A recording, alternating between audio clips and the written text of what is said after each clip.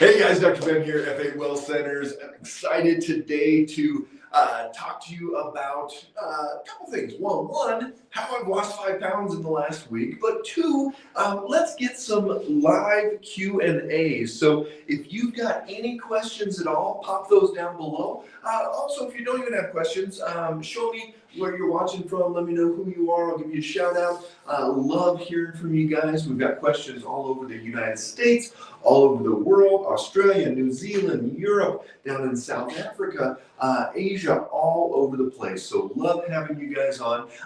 Let's get into this because pretty interesting. I didn't go into this process like, hey, I need to lose X amount of weight. But in the last week, I'm down 5 pounds, and this is not, I didn't go on a calorie restriction. I'm not counting calories. I'm not exercising any differently.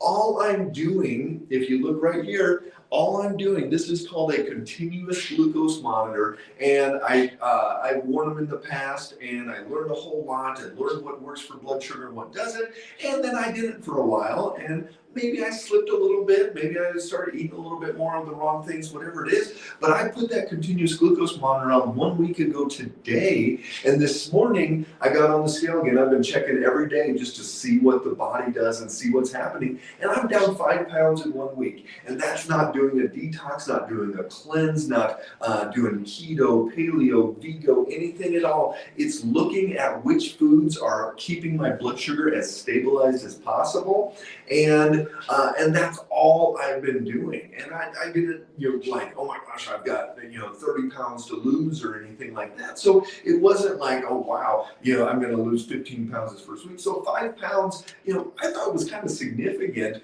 just by getting that blood sugar as stabilized as possible. So I'll talk more about that. But again, anybody that's jumping on, pop down questions below. Anything in the health world, anything health related in regards to supplements, health conditions, anything at all, pop those down below. There's one. Tabitha, good to see you. Where are you watching from, Tabitha? I have a vein disease where the blood has trouble going back up from my legs and arms. Do you have any advice for improving veins or blood flow? Absolutely. So here's the deal. The adrenal glands, they give tone to our blood vessels. So the blood vessels, when let's say you go from a squatting position to a standing position, the blood vessels should constrict a little bit and pump that blood back up to the brain. Otherwise, it can pool. And then you can, when people change positions, they're like, woo, get dizzy, you get that tunnel vision, things like that can happen where the blood just does not get back up to the brain like it should. So the adrenal gland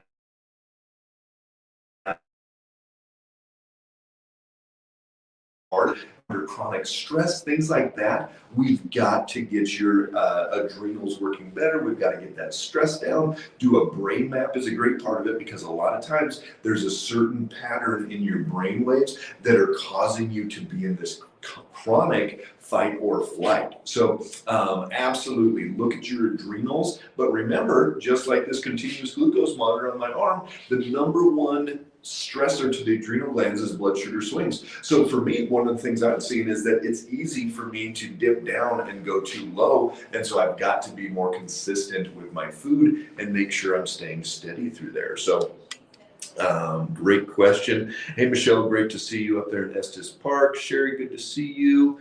We've got a question from Robin. How do you keep it stabilized? And from Roan Mountain, Tennessee. So I'm assuming you're talking about blood sugar. How do you keep the blood sugar stabilized? Well, here's the deal. I sent all of our metabolic coordinators a picture, and it was my 12 hours of my blood sugar, and it looked almost like flatline. It was so steady in there, maybe a little like this, but not even like this sine wave, let alone like an EKG where it's boom, boom, boom, boom, boom, boom. And that's where a lot of people get to, is that blood sugar spikes up, and then the body says, oh crap, we got to get it down, and it pulls it down. And then you go, I don't feel good, I'm hangry, get it up, and then get it down, up and down, up and down. So here's the deal. You start finding the foods that keep it steady, that slowly go up. So what did I have? I sauteed up a bunch of cabbage this morning, threw in 4 eggs, threw on some fat, some sauce seasonings, different things. And I know my blood sugar, it's going to go up maybe 5-10 points, and stay steady, stay steady, stay steady, stay steady. And I'll have a little bit of my drink, which is some bone broth protein, some collagen in there, and I'll sip on that throughout the morning. And I know my blood sugar is going to be steady as all get out. For lunch, what do I have? Cauliflower rice, some leftover chicken and sausage, and then some fat in there. And I know that that's going to sustain me until probably 6 o'clock as well. And then for dinner, similar thing. So I figured out exactly what foods are going to keep it steady. So again, for those of you guys just jumping on, how have I lost 5 pounds in the last 7 days? I put this continuous glucose monitor. So it's this, there it is. It's this little sensor, and it goes into your skin. You don't even feel it moving around anymore. It goes in there, and it tells you exactly what that blood sugar is doing throughout the day. And it shoots over. It can go to your phone. It can go to your watch, and it tells you all day, all night exactly what that blood sugar is. So I haven't been doing a cleanse. I haven't been doing a fast. I haven't been doing paleo, not eating in the morning, anything at all. My exercise is the same. Michelle and I, we get up and we do our workout in the morning, and if anything, I probably haven't slept quite as well this week for various reasons, and maybe not even taking care of myself as much as I should, and yet I'm down 5 pounds, and I didn't have 30 pounds to lose. Maybe 10, 15 at the most would be the most I could probably lose and still be healthy. And I'm down 5 in a week just by stabilizing that blood sugar. So great question there, Robin. And let's see who else we have. Joe, is Boost a good product for type 2 diabetes? I am not sure what Boost is, but let's get into type 2 diabetes. Type 2 diabetes is think about it this, it's a state. It's not a disease. Type 2 diabetes is not a disease. It's a state that you get in, just like high blood pressure. My kid's youth pastor, 36 years old, his blood pressure was 210/120. Did he have high blood pressure disease? Or was it a state? Now he's in 3 or 4 months, we've got him down to 120/80. So was it a disease? We have people that their A1C is 6, 6.5, 7, 7.5, and now it's down to 5.3, 5.4, 5.5, and they're no longer diabetic. So was it a disease, or was it a state, a high blood sugar state? So that's what I wanted to get your thought wrapped around here. High cholesterol, high blood pressure, high blood sugar. These are all states that your body is in. I am eating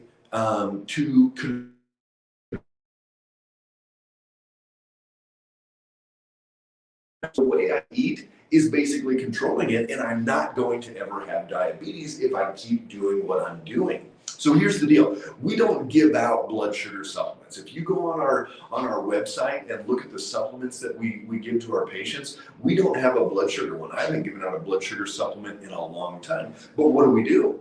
We get them a continuous glucose monitor. We put them on, if it's liver issues, we put them on a liver cleanse. If there's gut issues, we deal with killing off and building back up the good stuff and working on that gut lining and working on the brain and cravings and all these different things. And then you start eating differently, and then your blood sugar starts doing something differently. And even in 6 to 8 weeks, people can reverse their diabetic state. So that's what I want you to get. So Joe, there is no magic supplement out there that is going to fix you. You could eat 2 cups of cinnamon a day, but it's not going to fix your diabetes if you're not changing your diet. Tabitha, thank you so much. The doctors have not given me any help, just threw me into compression socks. You are a blessing. Absolutely. So work on those adrenals. In the blood test, you want to look at your cortisol, look at your DHEA, look at your testosterone, figure out what's going on there. You need to dig deeper than just, throw on some compression stockings and that's going to help your blood flow. That's not the whole story. Emily Karong Decano. Awesome name. Where are you from, Emily? My cortisol level is 8. Do I need to back up back up? If so, how? Do I need it to back up? So I'm guessing, do you need it to come up higher? So if that's just a morning cortisol blood level, we like our cortisol between 8 and 12. So you're at the lower level, but I would have to look at some other things to get an idea of what's going on there. We would have to look at the DHEA, and we'd have to look at the testosterone, and we'd have to look at the blood sugar levels and a lot of different things. And then we'd have to look at symptoms and what symptoms you're experiencing. If you're having a hard time getting out of bed in the morning, if you're staying up too late at night and get this second wind. So it's not, cortisol is not just as simple as get it up higher, get it down lower. That is not the whole story. You need to know what's going on with your adrenals, if they're fatigued, if they're in this overload phase, if your brain is running on a constant, oh my gosh, fight or flight, fight or flight, fight or flight. You've got to figure out what is going on there. Hey, Lorraine, good to see you. Angel, good morning. Hi, doctor. I only lost 7 pounds since December, walking 2 miles. I don't eat a bad diet. I'm not saying I never eat a cookie sometimes, maybe because I have hypothyroidism. Now that the world opened, I'm worried about going out inside places. I have chronic Epstein-Barr and hypothyroidism. Am I at risk for serious illness? I'm 61. Awesome question, Angel. Here's the deal. People are, depending on where you live and what you've been exposed to, and the fear in the different areas. Some people are like, holy cow, can I go to a movie theater? Can I go on an airplane? Now that I'm flying on this Sunday down to our Nashville offices for a couple days. So anybody in the Nashville area, if you want to pop in on Monday, I'm going to be in our Nashville offices. So I'd love to see you guys. But I'm not going to be wearing a mask on the plane. But if you feel comfortable still wearing a mask inside, that's fine. Go ahead and do that. But here's the deal: are you okay to go out and be around other people and go inside and those things? Absolutely. As long as you're working on your immune system, as long as you're getting healthy, as long as you're doing the things to get your immune system as well as possible. Yes, there are supplements you can take, but you remember, you can't out-supplement a weakened immune system. You've got to do the things day in and day out. So chronic Epstein-Barr is going to most of the time stimulate that hypothyroidism. So that chronic Epstein-Barr, that's going to be that monovirus, it's going to drive that hypothyroidism, because odds are it's Hashimoto's. We've talked about Hashimoto's a lot. You can check out our YouTube channel if you have not watched my videos on that. Brittany, go ahead and pop down a link below for the YouTube channel. We've got almost 700 videos on there, tons of information. You can watch and watch and watch and learn so many different things on there. But here's the deal. You've only lost 7 pounds since December, walking 2 miles.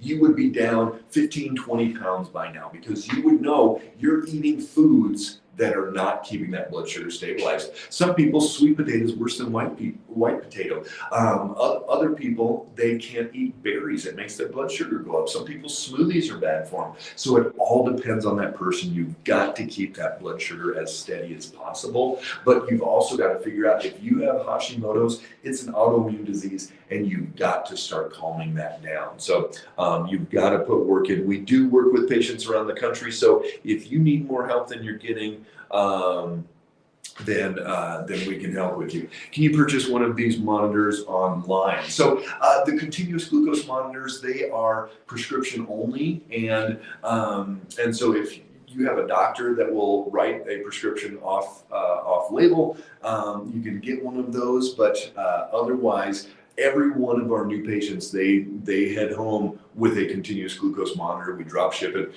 from a pharmacy in New Jersey. They send it all over the country, and we're able to get those continuous glucose monitors to our patients. Otherwise, you can get started on the finger prick glucose monitoring. It's a pain in the finger, but we did it for years and years and years before we got the CGM, and we were able to reverse diabetes, all types of different things with that. Gina, love it. Why is it that this happens easier for men? I'm not bitter, just continually observant. Yes, it's not fair. It's not right. And yet, get this, we see women, they lose 5, 10, 15, even up to 30 pounds in the first month if they get their inflammation down, if they get their liver figured out, if they get their blood sugar stabilized, all these different things. But yes, we will have husbands and wives that work together in our program, and the wife will be down 7 pounds and the husband's down 20, or even sometimes the wife's working in the program, the husband's along for the ride, and he just quit drinking beer and he lost 20 pounds. So yes, what men and women are different. Men and women have different hormones. Men and women have different genetics, different metabolisms, all types of different things. So yes, men and women are different, and they need to be treated differently as well. And so, for women, it is more challenging sometimes to lose weight. But if you figure out the why, way easier to lose weight than it is to just sit there and go, okay, I'm walking 2 miles a day and eating better. All right, I found that vegetables and protein help my blood sugar, especially cabbage, cauliflower, spinach, and broccoli. So here's the deal. Xanthi, I think is how you say that. Thanks for jumping on. Where are you watching from? Love to hear. I'm guessing that's not the United States, but it could be. So vegetables and protein help my blood sugar. So is it helping your blood sugar, or is it not hurting your blood sugar? So it's a different perspective. Think about this. Your food should not hurt your blood sugar, but it should just keep it steady. But it's not going to help it. What could happen? Let's say it crashes down. You could do something that could help it come up without coming up too high and just get into a steady range. But for the most part, think about food as what's going to keep your blood sugar steady and help it not go out of range, as opposed to, it's going to help my blood sugar stabilize. Well, you're going to keep it stabilized by eating good foods and not eat foods that are going to hurt it. But yeah, awesome. Cabbage, cauliflower, spinach, broccoli, those are all great. Helen, good to see you.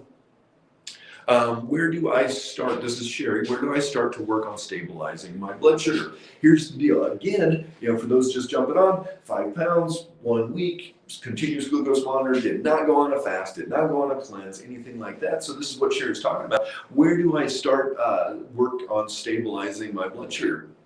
Well, first thing, even if you don't have a blood sugar finger prick monitor, or even if you don't have a CGM, you need to start looking at what you're eating. Do not drink anything with calories. No calories, no liquid calories. 1 week, that's going to be a huge, huge change. Number 2, read every single label, and if there's added sugar in there, do not eat or drink that. Number 3, you're going to start decreasing the number of starches, grains, carbs, things like that. And even if you don't look at stabilizing your sugar with a monitor of any kind, that is going to be helpful. Those 3 steps are going to be very helpful.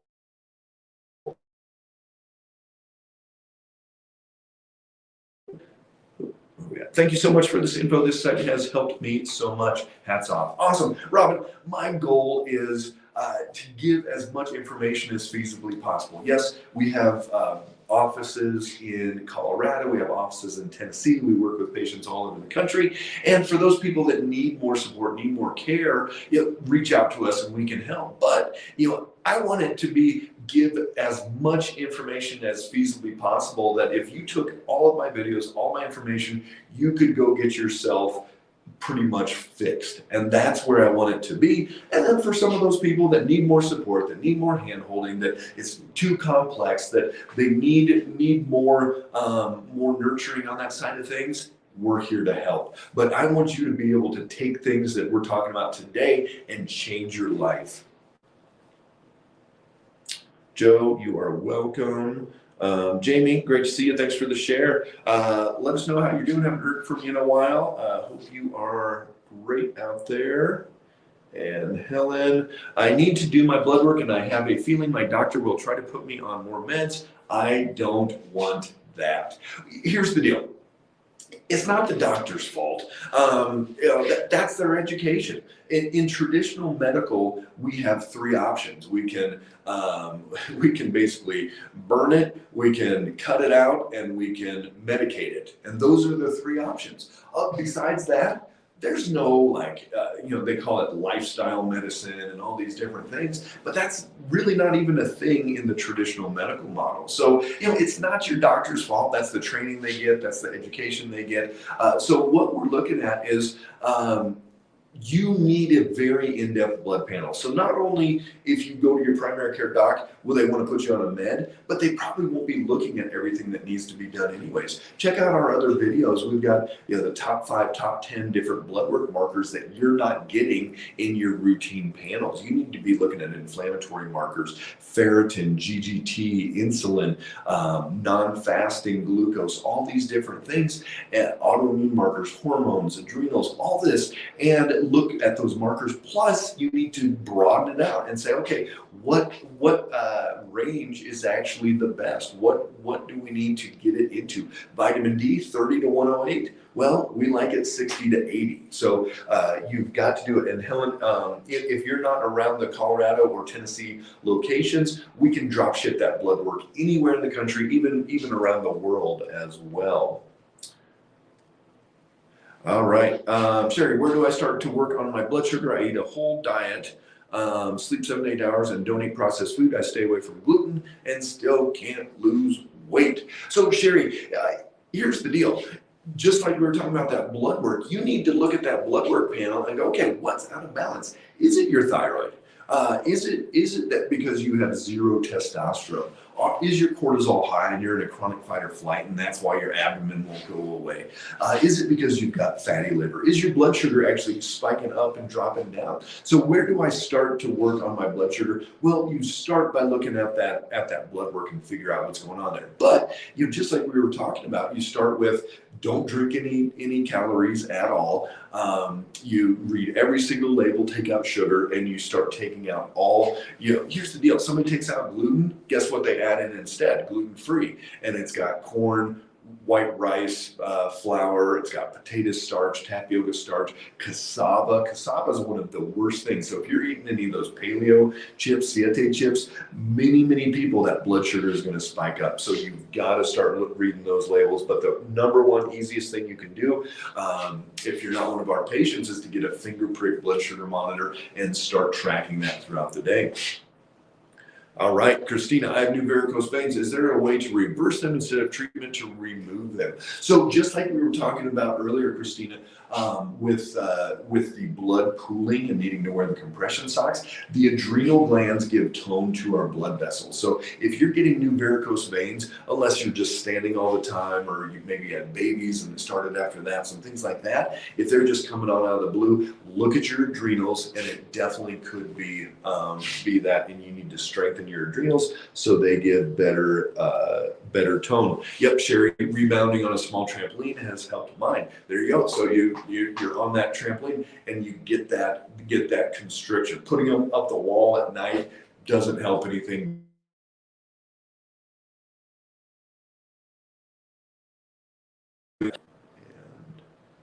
Mary Ann, you said a pre-diabetic because my A1C is 5.6, yet when I found out I had a sugar problem, my sugar was over 700 and I am on insulin. Wow.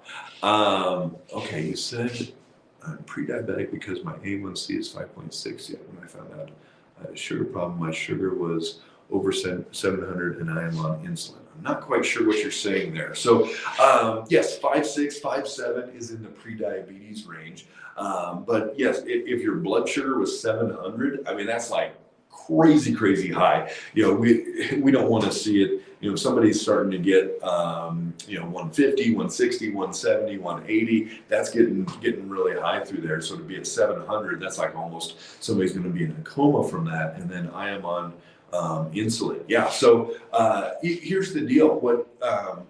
If the 5.6 was before the 700 and going on insulin, it wasn't really high yet, because you were probably still crashing at various times, is what I think you're saying there. I'm not quite sure what the question was. Okay, Michelle, I'm having a hard time getting my blood sugar below 100 these days, definitely. Perimenopause, lots of hot flashes happening. I'm not having huge swings. I'm usually between 100 and 130. So, you could add that exercise piece in. I know sometimes I'll wake up a little bit higher in there, and as soon as I go and do some type of exercise, this is why we encourage a lot of people to wake up and do 5 minutes of jumping jacks, do some air squats, some push-ups, some type of different movements where you're going to actually pull glucose out of the bloodstream. But here's the deal, Michelle. Find some meals, find some foods that just keep you at like 105 after it. And just, it's going to be super plain, super simple, like chicken and broccoli, whatever it is. And then you can start expanding from there. Because if you're having, 5, 6, 7, 8 different types of food in a meal, it's going to be hard to know why that you're hitting 130 on that one. But definitely the menopause can be working on that. Good old hot flashes as well. But yeah, drop me a line, and there's some things that you can start doing for those hot flashes also. So, but yeah, start out with a couple things, and that will be good. And then branch out from there. Angel, I don't have a vaccine. Okay. I'm taking this as in regards to you going out into public. Well, here's the deal. What we know is that even people that have had vaccines have just as much likelihood of getting the infection as not. So I don't think that's a relevant thought there, and that you've got to keep your body strong no matter what.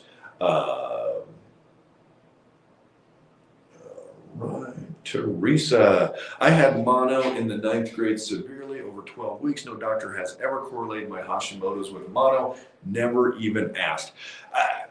99% sure that it's connected there, and it's that chronic Epstein-Barr. So here's the deal, Teresa. You want to look at your white meat and then your liver enzymes, AST and ALT over 20, and that is a very good chance that you have a chronic viral infection going on, and you need to deal with that. And just by taking some levothyroxine, taking some T4 thyroid hormone will never fix your Hashimoto's. Check out my other videos. Brittany, you want to pop those down below. We've got a bunch of Hashimoto's videos on YouTube. You can look at lots of information, learn how to correct that, and we even have some EBV ones as well. So that will be great.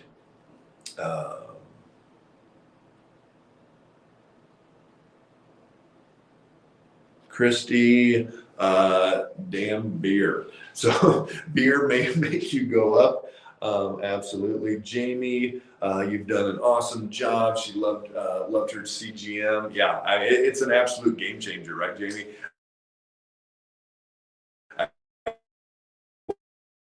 One, my blood sugar book says, blood sugar doesn't lie. Once you see it, you can't go back in the cave. With finger prick, how soon after eating would you check your blood sugar to know if a food is causing you a problem? We recommend 45 to 60 minutes. Sometimes people spike up faster and come down, and so they'll miss it. Sometimes it's a slower rise. But what we found is that 45 to 60 minutes is a pretty good place to start. So again, she's asking for anybody just getting on. I'm using a continuous glucose monitor now, but we've also for years had patients use finger prick blood sugar monitoring. Way easier to get those. If you're not one of our patients, you can just grab it on Amazon. I think Brittany put a link down below for the one that we use with patients. And so you check at 45 to 60 minutes after that. There you go, Zanthi, watching from South Africa. Awesome, good to have you on. And Clayton, been doing your program for 3 months and have lost 33 pounds, and my crazy blood sugar stuff is almost perfect now. Can't wait to see what the next 3 months bring. Yeah, Clayton, awesome. You're amazing. You've been doing the work, putting the work in. 33 pounds in 3 months Yeah, that's amazing. And the blood sugar, is a huge part of that. Yeah, and so then we go and look at the blood work and we say, hey, what's that blood work doing? And here's the things that improved. Here's what didn't. When we work with somebody, blood work, 3-month follow-up, 6-month follow-up, and we just keep on improving and ultimately get somebody to that point where, just like Clayton here, he's going to be like, man, I got this figured out. We'll see you in 6 months, do another blood work, or see you in 12 months, do another blood work. But we want people to get to that point where they've got it figured out, and they're not going to need to keep coming back every week, every month, crashing and, oh, I'm not getting this figured out, any of those things. So, this is a great question, Angela. Is lowering my blood sugar as simple as cutting out processed food from my diet? Here's the deal. It's not just about lowering your blood sugar. This is not a low blood sugar state. I'm not trying to get in a low blood sugar state with my CGM. I'm trying to get in a stabilized blood sugar state. So even Michelle that was saying she's keeping hers between 100 and 130, it's a little bit high. I would much rather her 105 to 118 all day long, a little bit high, than to go from 72 up to 131 and bouncing around 30, 40, 60, 80 points. We've seen people swing 120 points in a day. So it's not just about lowering your blood sugar, it's about keeping it stabilized. And so that's the key, is you want to keep that blood sugar stabilized. Yes, do you want to cut out processed food from your diet? Absolutely. But here's the deal. Some people, rice is really bad for you. Some people, beans make your blood sugar go up. Some people, if they eat chicken and broccoli, in 30 to 60 minutes, their blood sugar is crashing and really stressing out their adrenals. So that's just as bad as that blood sugar spiking up, is that blood sugar crashing. So you've got to know what it is and not just try to keep it from going high and get it down, but you've got to keep it stabilized. Melissa, having my first visit Monday. Awesome, good to see you. Is that in the Tennessee offices or Colorado offices? Yeah, if it's Tennessee, I would love to see you and say hi. Tony, God bless you for sharing. Your information is life-changing. You know what? That's what we're here for. At F8, yeah, what do people always ask? What does F8 mean? What does it stand for? F8 is standing for fate. It's our fate. We are designed, we are destined to be healthy. And if we do what we need to do day in and day out, we are going to excel so much better in our health world than doing all the things mentally, physically, food, exercise, emotionally, all of these things. If we're in a balanced homeostasis state, you are going to be so much healthier, and your body has that ability to heal. My parents are going to be back in town next Thursday. They've been gone for 4 months, but mom just turned 79. If you've heard her story, she had full-blown MS and was on disability. She had to use a cane, wheelchair sometimes, and now 79 years old, 20 years later, she still doesn't have MS. She was able to reverse. Her body was able to heal and reverse from MS. 20 years without any plaquing on her MRI. She hasn't had to use a cane or anything. Take away enough of the bad stuff, and you see miracles happen every single day. Angel, I get low blood sugar if it is 70. Absolutely. Yeah, most people, if you're down at 70, you are going to feel that. How do I check if my food, vitamins, etc., are getting into my cells? Test. Yeah. So, Connie, you would look at our blood tests that we run and go, okay, where are the imbalances? Oh, your vitamin D isn't where it needs to be. Well, taking 10,000 vitamin D, probably not getting into your cells. So, you would start with that blood test. How do you guys feel about keto products? Well, here's the deal. Any food, and this is what I say all the time about a food, people ask, is that good for me? Is that not good for me? What diet? So if the food's going to keep your blood sugar stabilized, so again, not just keep it from going high, but keep it stabilized. If it's not going to create inflammation, like, oh my gosh, I can't get my ring off. If it's not going to make you gain weight, if it's not going to cause any digestion issues, that is a food that you can eat, okay? So a keto product, people can throw keto on about anything. We'll see cassava flour on certain keto products or paleo products, and we'll see that spike blood sugar to 160. So start out checking your blood sugar to see if that's going to be helpful. How many times a day should you test? Depends how much you got in your fingers. For me, I get continuous, so every 5 minutes it's shooting over a number to my phone. But if you're poking your finger, how many times a day? 3-4 times a day is pretty good, but vary it around. John and Bev here need gluten-free, but you say alternatives are just as bad. Rash from almost all food on wrist, behind knees, back. Could it be a parasite attacking? I've had this for years. So yes, you don't need to be eating gluten. I'm not saying eat gluten, but I'm saying for blood sugar, most gluten-free products, gluten-free grains are actually worse for your blood sugar than a whole wheat bread or whatever it is, because they're really refined white rice, potato starch, things like that. So rash almost all foods on the wrist, behind knees, back. We'll see that in kiddos all the time, right? That's that little eczema. So I almost guarantee it's probably not parasites. It's probably leaky gut. Check out some of our videos on leaky gut. Brittany will pop down some links there. And if you're having a hard time heal that up, we can fix that up. People's skin issues. I've got a firefighter. His face was like that, just raw, irritated.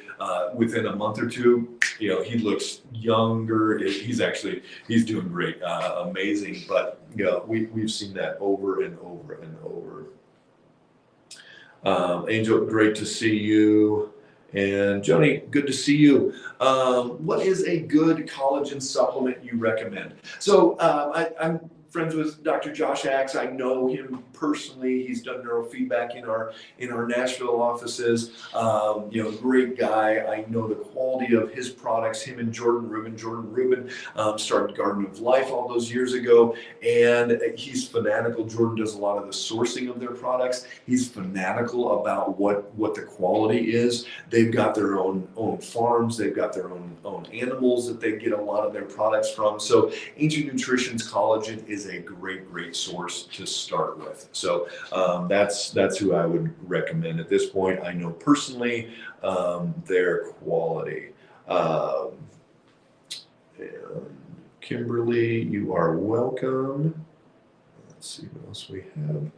And Mary, will spider veins go away after stabilizing blood sugar and adrenal fatigue? I wish I could look you in the eyes and go, I guarantee your spider veins are going to go away. Well, but we don't know. Some spider veins do, some don't. But it's going to be a lot less likely to get more, and there's a good chance that they go away as well. Deb Jacobson, am I correct in saying if one has a fever that you shouldn't take anything to suppress it, and it's the body fighting infection, let it be? What should be done to help? Yeah, absolutely. So, the body is fighting something off and it's doing its job. And a lot of times you take something and it suppresses it, and then we get this rebound and it keeps working hard. But if you're getting up to 103, 104, 105, then obviously there gets to a certain point where you can be having some dangers from too much of a fever. But a lot of times I'll try to promote a fever state, and I've talked about this on multiple videos where we'll do the hot bath,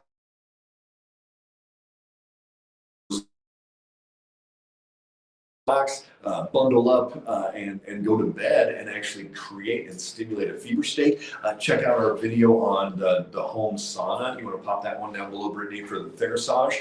We've got a sauna in our bedroom, like sitting right across from our bed, and the kids come in. We'll use it anytime we're just not feeling quite right to create a little bit of that fever state as well. Melissa, awesome, Nashville.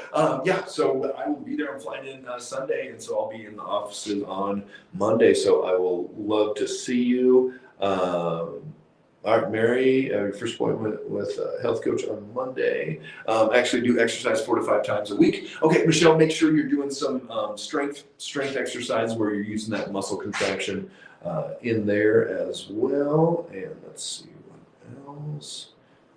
We got a bunch today.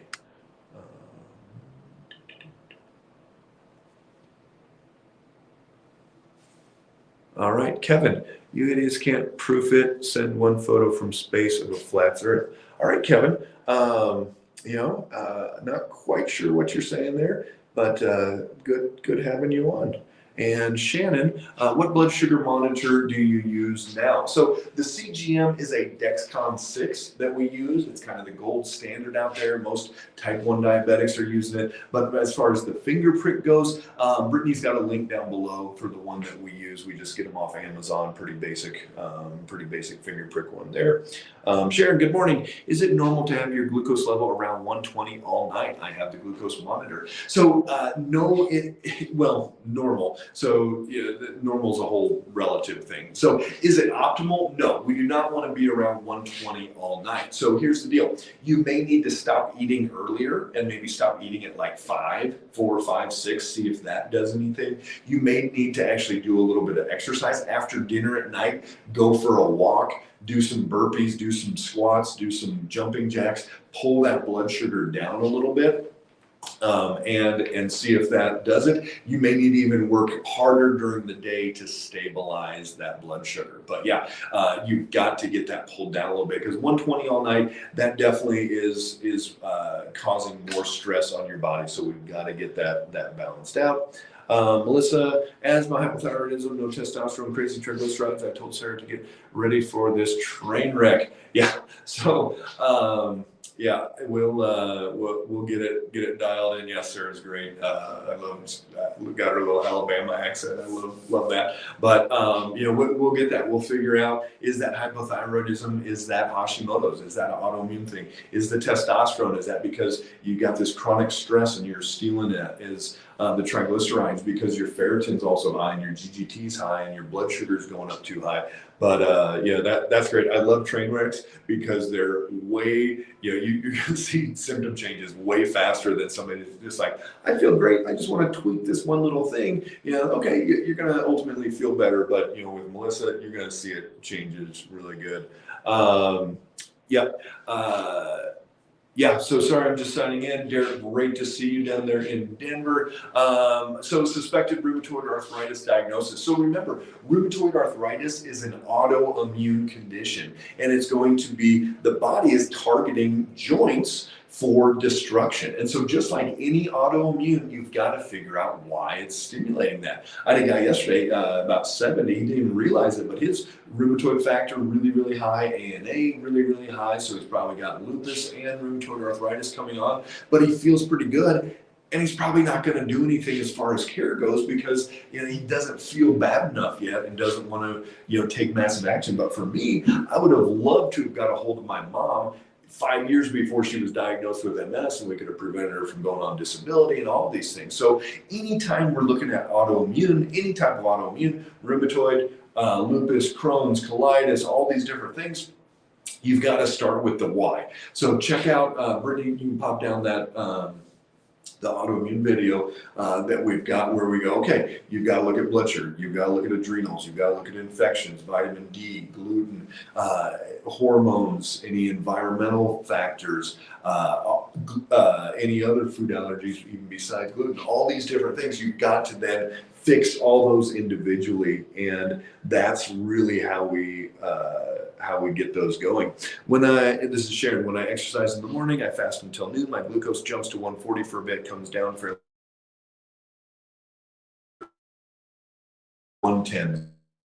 So it's basically your body saying, oh my gosh, you're going to need glucose to power those muscles, to provide energy. And so it's a bigger jump, but if you're going from 120 to 140, that's not a huge jump. Mine usually comes up a little bit and then comes down as I'm working out, but then down fairly quickly because those muscles are pulling it out. So Sharon, it sounds like your blood sugar base has shifted up, and that you're kind of 100 to 140 on a regular basis, but over time it's going to start coming down into that 85 to 110 range. So that will be good.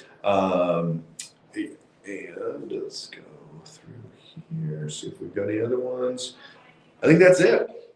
And I'm done. 9:20. That's like almost 50 minutes. So, all right, guys, love having you on. If you've got any other questions, pop those down below. I got to jump, and we watched this thread for the duration. So, if you guys have any other questions, send us those messages. But love seeing you guys, and we will talk to you soon. Stay strong out there, everybody.